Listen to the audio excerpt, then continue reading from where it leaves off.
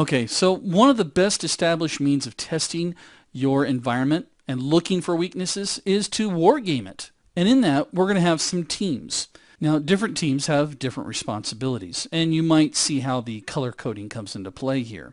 And we'll dive in a little bit deeper in the upcoming slides, but I just want to get across that there are several teams. First, there's what they refer to as a red team. We also have a blue team, and of course, we have a white team. Some people will call out a purple team, which is a combination of a red and blue team. But for certification purposes, we're going to just focus on these three. When it comes to the red team, they have certain responsibilities.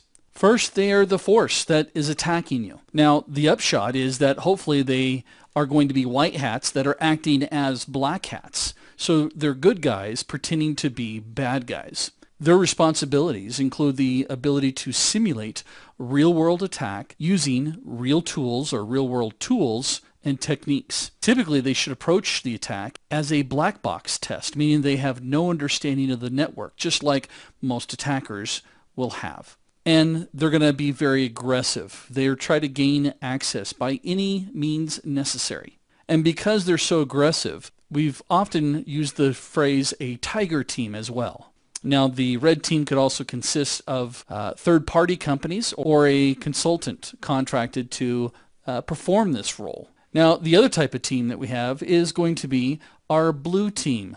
I feel blue. No. Now, members of this team are in charge of responding to any security breach or anything suspect that may be taking place.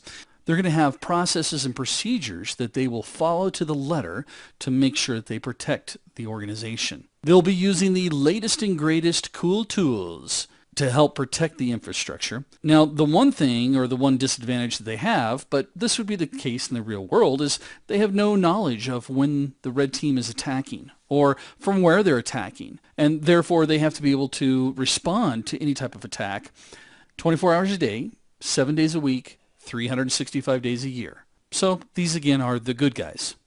Now we also have someone called the white team, and they're pure as the driven snow.